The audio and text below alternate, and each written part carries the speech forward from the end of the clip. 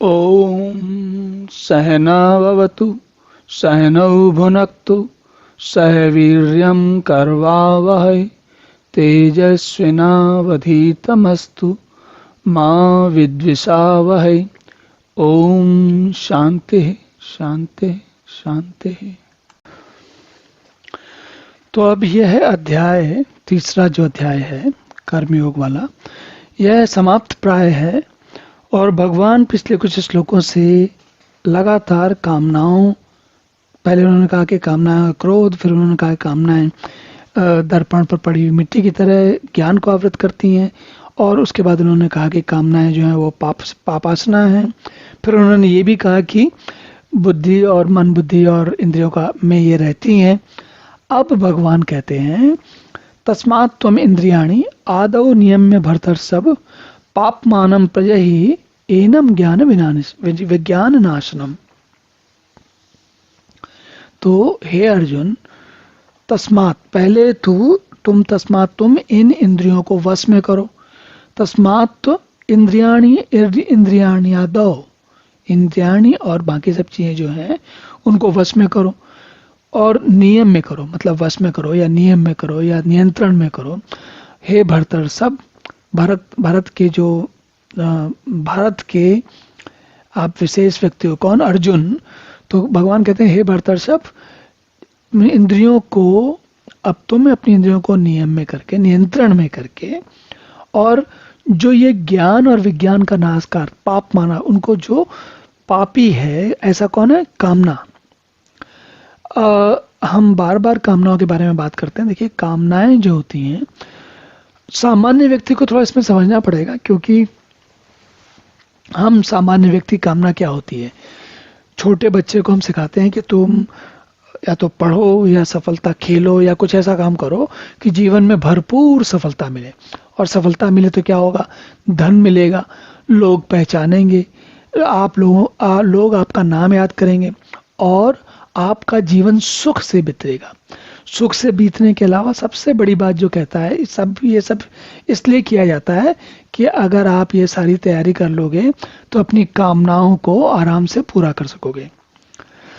लेकिन अगर आप थोड़ा भी देर के लिए सोचें तो आपको समझ में आया, कामनाएं कभी पूरी होने वाली चीज है ही नहीं। एक कामना पूरी होती है, उसके बाद पीछे से 4 शुरू हो जाती हैं। अगर आपने इस पर अभी तक ध्यान नहीं दिया तो एक बार ध्यान दे के देखिए। कोई, मान लीजिए कोई आपकी बड़ी भारी कामना थी, किसी से मान लीजिए आपको 7 दिन के कहीं पर टूर पे जाना था, घूमने जाना था, कहीं पर भारत भ्रमण करना था, या एशिया में कहीं जापान या मलेशिया या कहीं ऐसी जगह घूमने जाना था, या कहीं कुछ और करना था। तो मान लीजिए आपको 7 दिन का घूमना था। तो क्या होता है कि उस कामना के पूरा होने से पहले हमें बड़ी तैयारी करनी पड़ती है। फिर मैं अपने स्वयं या अपने मित्र या परिवार, जिसको भी लेके जाने वाले हैं, उनको लेके घूमने जाते हैं।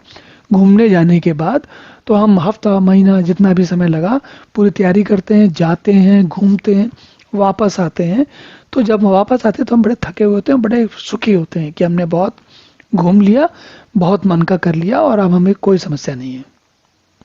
लेकिन दूसरे दिन से, उसके दूसरे तीसरे दिन से फिर छोटी छोटी कामनाएं फिर से शुरू हो जाती हैं। अब वहां तो हुआ है, अब कहीं और जाएं, या फिर मान लीजिए वो नहीं गए।